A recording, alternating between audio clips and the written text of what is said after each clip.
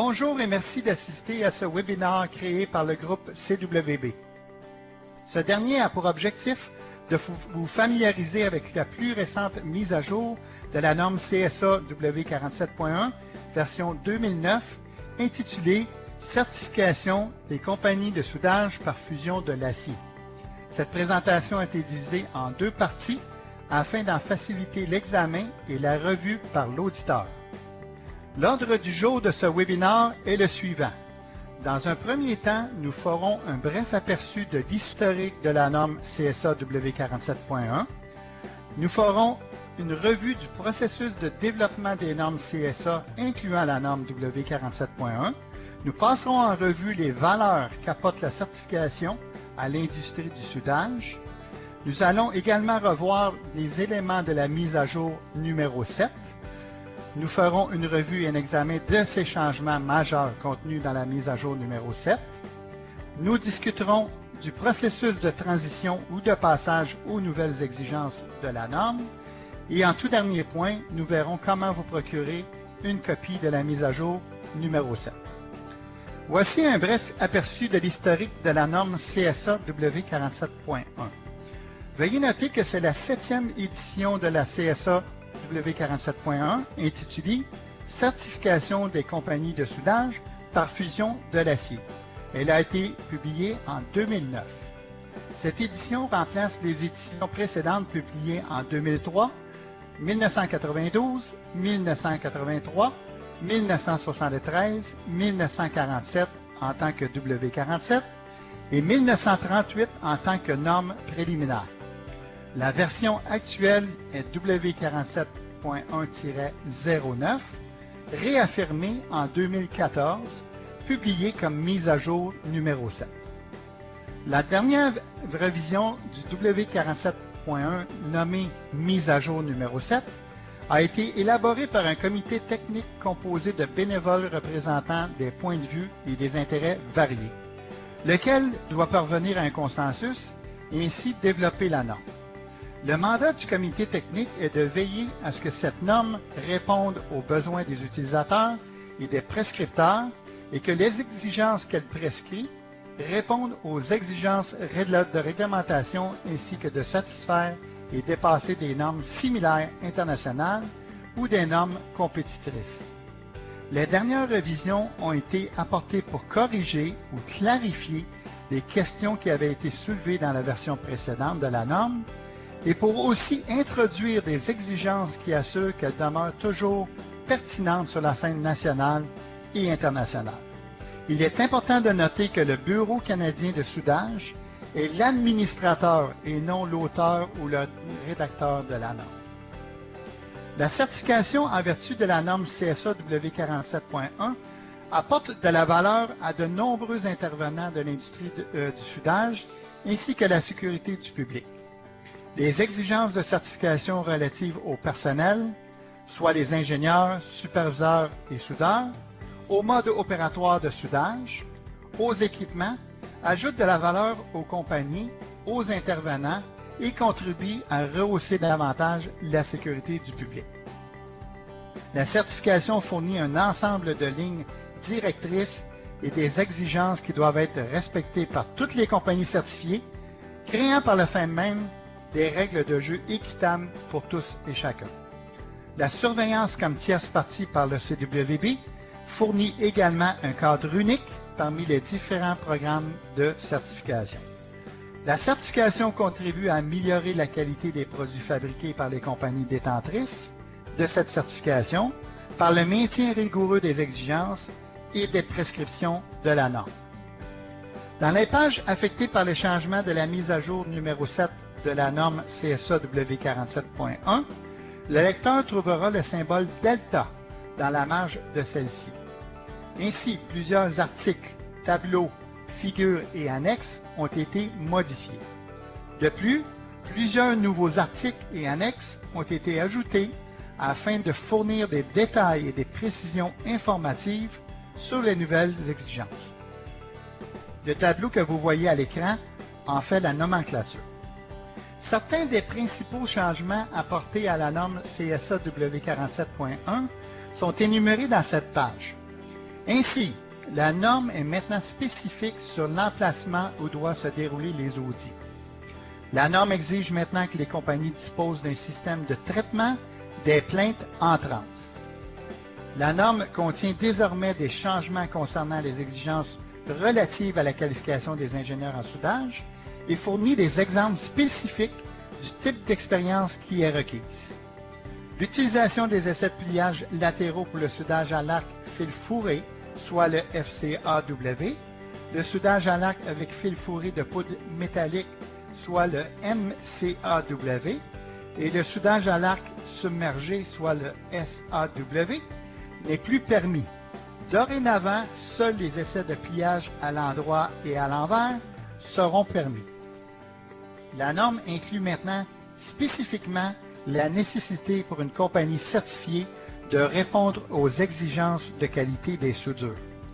La norme comprend maintenant la nécessité d'une revue des exigences relatives au soudage ainsi qu'une revue technique avant de débuter tout projet. La norme comprend ici des exigences spécifiques pour l'équipement, l'inspection et la mise à l'essai, les non-conformités et les mesures correctives, le repérage, aussi appelé identification et la traçabilité, les dossiers relatifs à la qualité. Nous allons explorer et élaborer davantage sur ces changements au cours de cette présentation. L'emplacement des audits. L'article 4.5 s'adresse aux compagnies qui sont présentement certifiées. Cet article a été mis à jour afin d'inclure la nécessité par le Bureau canadien de soudage d'effectuer des vérifications périodiques, aussi connues comme sous le terme audit, aux emplacements où le soudage est exécuté par la compagnie. Ainsi, l'article 4.5 stipule bien que la certification demeure en vigueur sous réserve que des vérifications périodiques du Bureau démontrent qu'elle satisfait à cette norme et ces vérifications doivent être effectuées à ou aux emplacements où le soudage est exécuté par la compagnie. L'emplacement des audits. L'article 5.3.3, pour sa part, s'adresse aux compagnies qui sont en processus de certification et qui sont désireuses d'obtenir cette certification. Cet article a été ajouté afin d'inclure la nécessité par le Bureau canadien de soudage d'effectuer des vérifications périodiques, aussi connues sous le nom de audit, aux emplacements où le soudage est exécuté par la compagnie. Ainsi, l'article 5.3.3 stipule bien qu'avant de certifier la compagnie, le représentant du bureau doit effectuer des audits aux emplacements où la compagnie effectue le soudage pour confirmer la conformité aux exigences pertinentes de cette norme. Effectuer des vérifications aux emplacements où le soudage est exécuté permettra d'assurer que tous les aspects de la certification soient vérifiés spécifiquement, le contrôle de la fabrication qui apporte de la valeur au audit, ainsi que d'autres services à valeur ajoutée pour les clients, y compris des opportunités d'amélioration. Les audits de certification menés dans des emplacements où le soudage est exécuté permettra de vérifier que la compagnie a la capacité de fournir des produits prévus par la norme. Cet emplacement peut être à l'atelier de fabrication ou sur le chantier où le soudage est effectué par la compagnie. Pour répondre à cette exigence, il faudra de la planification entre le représentant de la compagnie et le représentant du bureau. Il convient de noter qu'en raison de la nature dynamique de l'industrie du soudage, il ne doit pas nécessairement y avoir des opérations de soudage qui se déroulent au moment de la vérification, mais simplement que l'emplacement de l'audit soit propice à fournir aux représentants du CWB et la compagnie un moyen de démontrer et de vérifier que cette dernière possède la capacité de répondre aux exigences de la norme. Dossier des plaintes. La mise à jour numéro 7 inclut désormais l'obligation pour une compagnie de conserver un dossier de toutes les plaintes connues ayant trait à la conformité aux exigences de certification. Ces plaintes sont généralement à partir d'une source externe, comme un client ou un inspecteur représentant le client, et peuvent varier considérablement, mais se rapportent aux exigences de certification. En outre, la compagnie est tenue de prendre les mesures appropriées en ce qui concerne les plaintes et de documenter les mesures prises. Ceci est généralement une bonne pratique commerciale et permet à la compagnie de maintenir la traçabilité sur les plaintes qui lui ont été adressées, ainsi que de suivre les tendances afin d'améliorer ses processus. L'article 5.1.7 stipule que les compagnies certifiées doivent conserver un dossier de toutes les plaintes connues ayant trait à la conformité aux exigences de certification et mettre ce dossier à la disposition du bureau sur demande. Les compagnies certifiées doivent prendre les mesures nécessaires pour corriger les lacunes soulevées et les documenter. Qualification de l'ingénieur en soudage. L'article 6.4 inclut maintenant une option additionnelle pour les ingénieurs en soudage afin qu'ils démontrent leur connaissance sur les aspects relatifs au soudage de l'acier. Cette option additionnelle concerne les certifications ou qualifications accordées par d'autres organismes reconnus.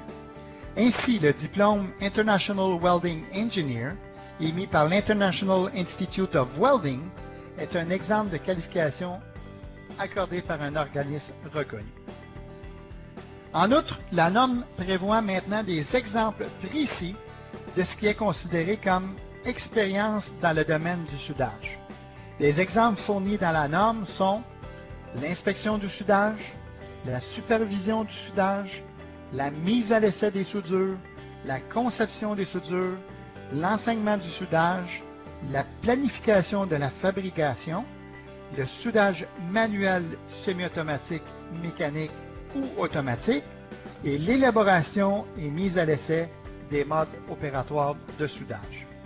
La mise à jour numéro 7 ne contient pas de dispositions relatives aux essais de pliage latéraux pour la qualification des soudeurs comme par le passé. Ainsi, tous les assemblages d'essais de qualification pour soudeurs ou pour opérateurs utilisant les procédés de soudage à l'arc avec fil fourré, soit le FCAW, à l'arc avec fil fourré de poudre métallique, soit le MCAW, ou à l'arc submergé, soit le SAW, doivent faire l'objet d'un examen radiographique. Si le soudeur ou l'opérateur utilise une électrode avec fil fourré, soit le FCAW, ou avec fil fourré de poudre métallique, soit le MCAW, d'un diamètre de 1,6 mm ou moins, l'assemblage d'essais illustré à la figure 8 peut être utilisé et par conséquent des essais de pliage à l'endroit et à l'envers peuvent être effectués. La qualité des soudures. L'article 5.1.6 de la norme stipule dorénavant que la compagnie certifiée doit démontrer à la satisfaction du bureau qu'elle respecte les exigences relatives à la qualité des soudures énoncées dans les normes et spécifications pertinentes. La norme pertinente est la norme qui est normalement définie par la norme de conception du produit et ou par le client ou leurs spécifications internes. Cette norme pourrait être typiquement la norme CSA W59 ou toute autre norme. Cet article servira à fournir un service à valeur ajoutée où l'auditeur rapportera la façon dont la compagnie performera concernant l'atteinte des exigences relatives à la qualité des soudures. Une belle occasion pour fournir des opportunités d'amélioration.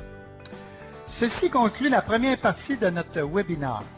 Veuillez continuer avec la partie 2 puisque nous allons passer en revue les principaux changements contenus dans la mise à jour numéro 7 de la norme CSAW 47.1. Merci pour votre écoute.